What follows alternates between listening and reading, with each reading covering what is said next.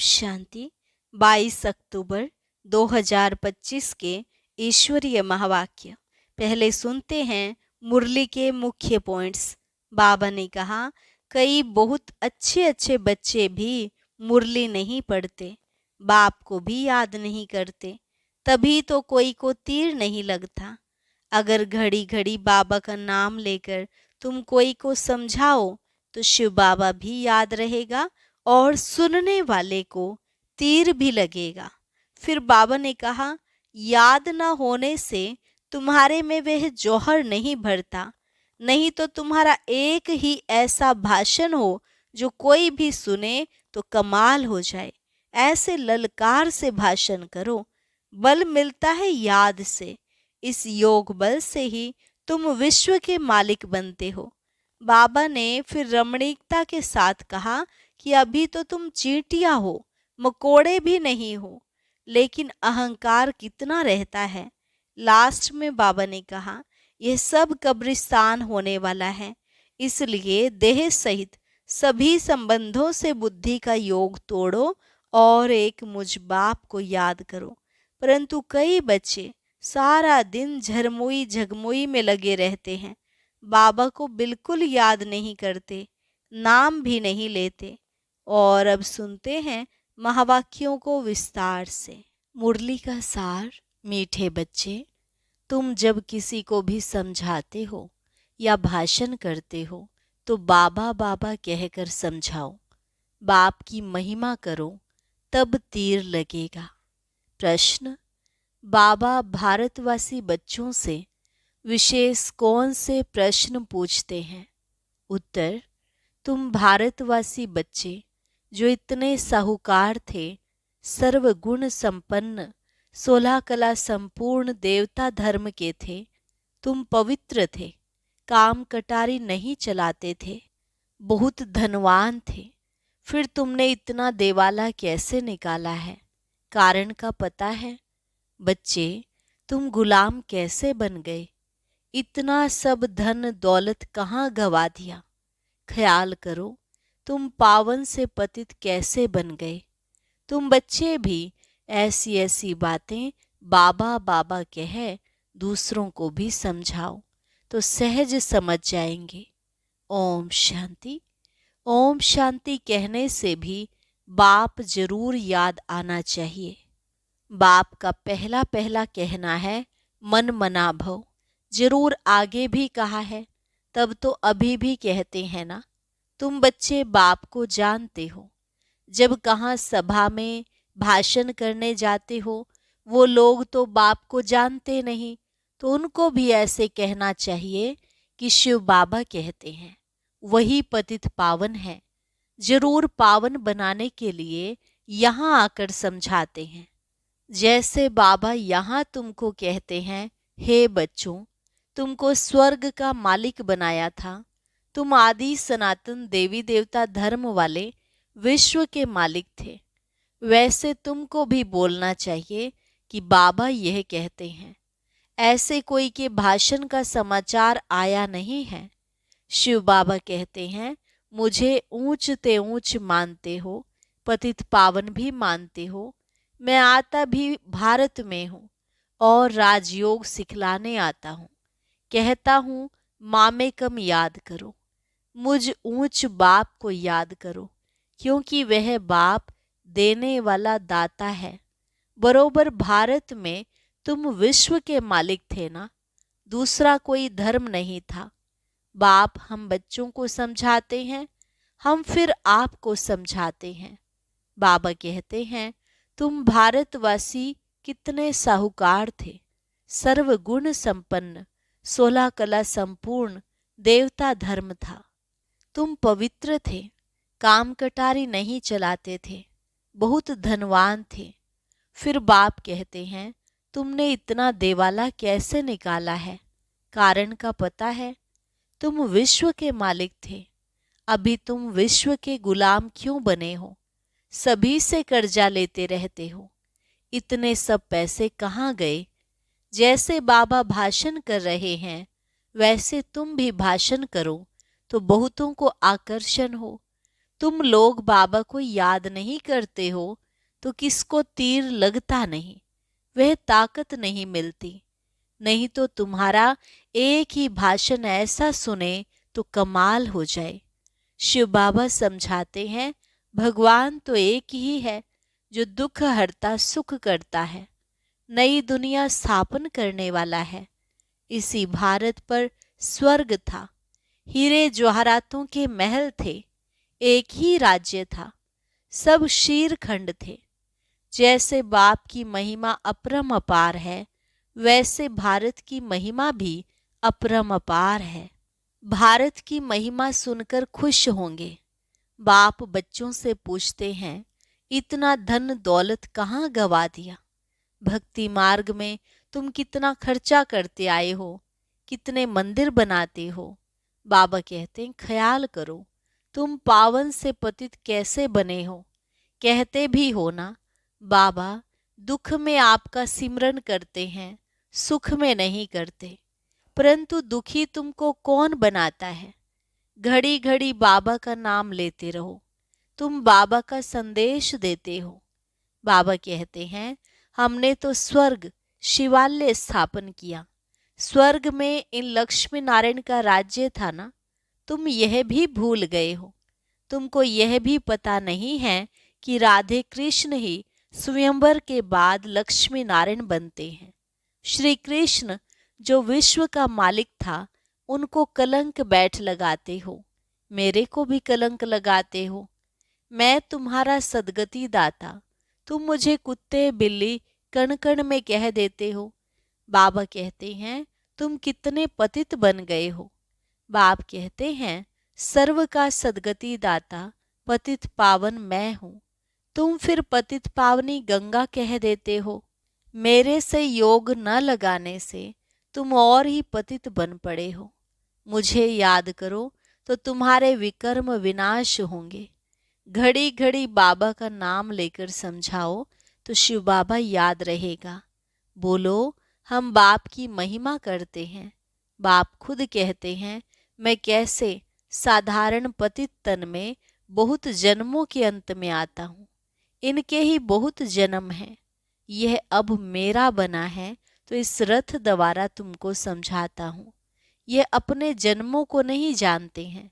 भागीरथ यह है, इनके भी वानप्रस्थ अवस्था में मैं आता हूँ। शिव बाबा ऐसे समझाते हैं।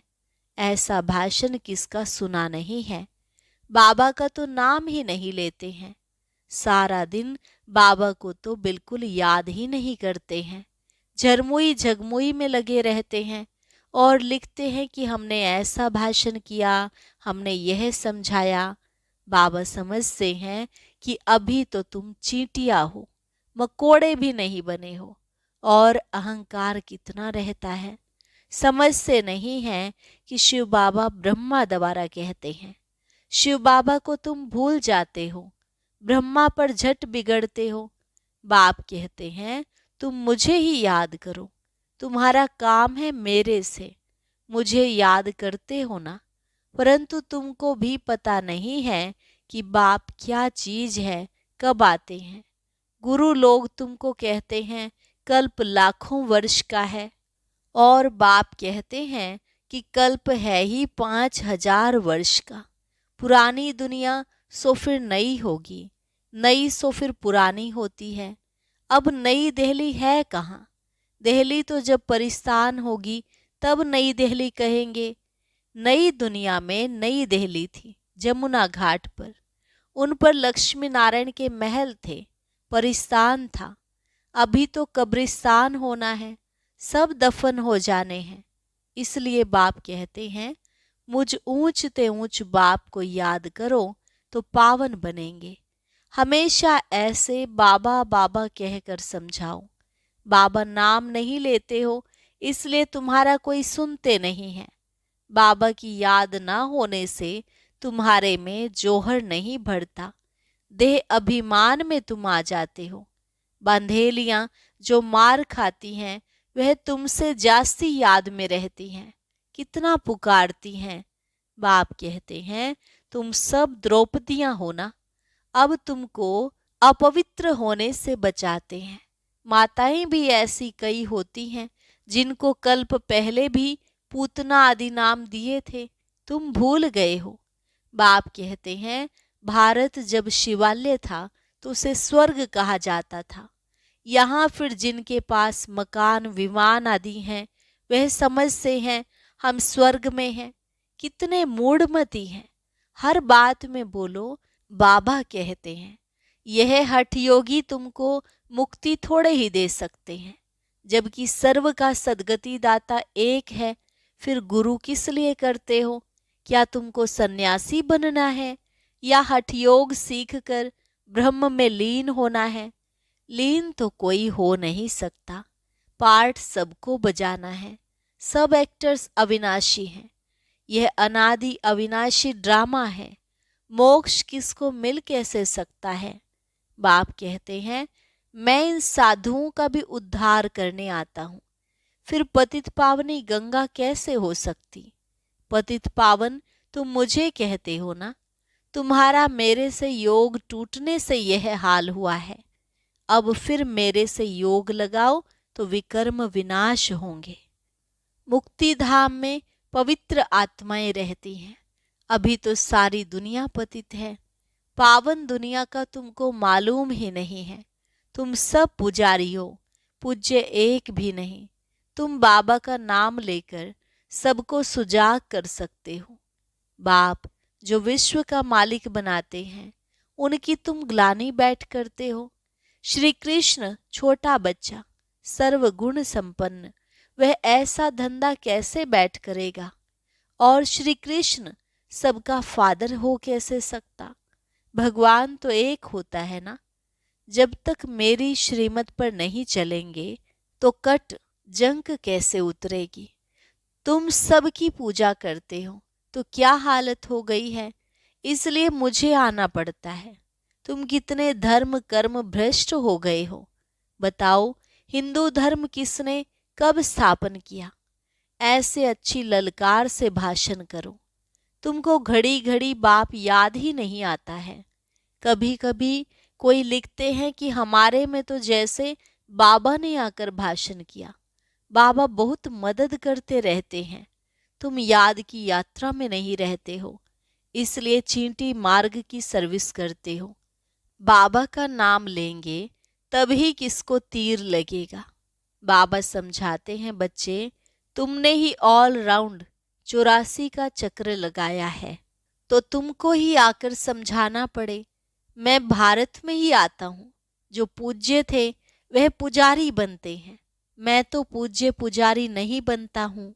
बाबा कहते हैं, यह तो धुन लगा देनी चाहिए।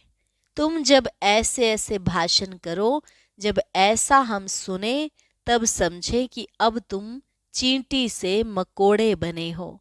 बाप कहते मैं तुमको पढ़ाता हूँ, तुम सिर्फ मामे कम याद करो। इस रथ द्वारा तुमको सिर्फ कहता हूँ कि मुझे याद करो, रथ को थोड़े ही याद करना है। बाबा ऐसे कहते हैं, बाबा यह समझाते हैं, ऐसे ऐसे तुम बोलो, फिर देखो तुम्हारा कितना प्रभाव निकलता है। बाप कहते हैं देह सहित सभी संबंधों से बुद्धि का योग तोड़ो। अपनी देह भी छोड़ी तो बाकी रही आत्मा। अपने को आत्मा समझ मुझ बाप को याद करो। कई कहते हैं अहम ब्रह्मास्मि, माया के हम मालिक हैं। बाप कहते हैं तुम यह भी नहीं जानते कि माया किसको कहा जाता और संपत्ति किसको कहा जाता है। तुम धन को माया कह देते हो। ऐसे ऐसे तुम समझा सकते हो। बहुत अच्छे अच्छे बच्चे भी मुरली नहीं पढ़ते हैं, बाप को याद नहीं करते तो तीर नहीं लगता, क्योंकि याद का बल नहीं मिलता। बल मिलता है याद से, जिस योग बल से तुम विश्व के मालिक बनते हो। बच्चे हर बात में बाबा का नाम लेते रहो तो कभी कोई कुछ कह ना सके। सर्व का भगवान बाप तो एक है या सभी भगवान हैं? कहते हैं हम फलाने सन्यासी के फॉलोवर्स हैं। अब वह सन्यासी और तुम गृहस्थी, तो तुम फॉलोवर्स कैसे ठहरे? गाते भी हैं झूठी माया झूठी काया, झूठा सब संसार, सच्चा तो एक ही बाप है, वह जब तक ना आए तो हम सच्चे नहीं बन सकते हैं। मुक्ति जीवन मुक्तिदाता एक ही है, बाकी कोई भी मुक्ति थोड़े ही देते हैं जो हम उनके बने। बाबा कहते ये भी ड्रामा में था, अब सावधान हो, आंखें खोलो। बाबा ऐसे कहते हैं, यह कहने से तुम छूट जाएंगे, तुम्हारे ऊपर कोई बकवाद नहीं करेंगे। त्रिमूर्ति शिव बाबा कहना है, सिर्फ शिव नहीं, त्रिमूर्ति को किसने रचा? ब्रह्मा द्वारा स्थापना कौन कराते हैं? क्या ब्रह्मा क्रिएटर हैं? ऐसे ऐसे नशे से बोलो तब काम कर सकते हो, नहीं तो देह अभिमान में बैठ भाषण करते हैं। बाप समझाते हैं यह अनेक धर्मों का कल्प वृक्ष है। पहले पहले है देवी देवता धर्म, अब वह देवता धर्म कहाँ से आया? लाखों वर्ष कह देते हैं, यह तो 5000 वर्ष की बात है। तुम मंदिर भी उन्हों के बनाते रहते हो। दिखाते हैं पांडवों और कौरवों की लड़ाई लगी, पांडव पहाड़ों पर गल मरे, फिर क्या हुआ? मैं कैसे हिंसा करूंगा? मैं तो तुमको अहिंसक वैष्णव बनाता हूँ। काम कटारी ना चलाना, उसको ही वैष्णव कहते हैं। वह है विष्णु की वंशावली। अच्छा, मीठे मीठे सिकिलधे बच्चों प्रति माता पिता बाप दादा का याद प्यार और गुड मॉर्निंग। रूहानी बाप की रूहानी बच्चों को नमस्ते। रूहानी बच्चों की रूहानी बाप दादा को नमस्ते नमस्ते, गुड मॉर्निंग, शुक्रिया बाबा, शुक्रिया। धारणा के लिए मुख्य सार। पहली पॉइंट, सर्विस में सफलता प्राप्त करने के लिए अहंकार को छोड़ हर बात में बाबा का नाम लेना है। याद में रहकर सेवा करनी है। झरमोई झकमोई में अपना टाइम वेस्ट नहीं करना है। सच्चा सच्चा वैष्णव बनना है, कोई भी हिंसा नहीं करनी है। देह सहित सभी संबंधों से बुद्धि योग तोड़ देना है। वरदान, हांजी के पाठ द्वारा सेवाओं में महान बनने वाले सर्व की दुआओं के पात्र भव। हांजी के पाठ द्वारा सेवाओं में महान बनने वाले सर्व की दुआओं के पात्र भव। कोई भी सेवा खुशी और उमंग से करते हुए सदा ध्यान रहे कि जो सेवा हो उसमें सर्व की दुआएं प्राप्त हो, क्योंकि जहाँ दुआएं होंगी वहाँ मेहनत नहीं होगी। अभी यही लक्ष्य हो कि जिसके भी संपर्क में आए उसकी दुआएं लेते जाए। हांजी का पाठ ही दुआएं लेने का साधन है। कोई रोंग भी हो तो उसे रोंग कहकर धक्का देने की बजाय सहारा देकर खड़ा करो, सहयोगी बनो, तो उससे भी संतुष्टता की दुआएं मिलेंगी। जो दुआएं लेने में महान बनते हैं वे स्वतः महान बन जाते हैं। स्लोगन, हार्ड वर्कर के साथ साथ अपनी स्थिति भी हार्ड मजबूत बनाने का लक्ष्य रखो। हार्ड वर्कर के साथ साथ अपनी स्थिति भी हार्ड मजबूत बनाने का लक्ष्य रखो। अव्यक्त इशारा, स्वयं और सर्व के प्रति मनसा द्वारा योग की शक्तियों का प्रयोग करो। योग का प्रयोग अर्थात अपने शुद्ध संकल्पों का प्रयोग तन मन संस्कारों पर अनुभव करते आगे बढ़ते जाओ। इसमें एक दो को नहीं देखो, यह क्या करते यह नहीं करते, पुराने करते व नहीं करते यह नहीं देखो। पहले मैं इस अनुभव में आगे आ जाऊं, क्योंकि यह अपने आंतरिक पुरुषार्थ की बात है। जब ऐसे व्यक्तिगत रूप में इसी प्रयोग में लग जाएंगे, वृद्धि को पाते रहेंगे, तब एक एक के शांति की शक्ति का संगठित रूप में विश्व के सामने प्रभाव पड़ेगा। और अभी सुनते हैं आज का अव्यक्त ज्ञान मोती।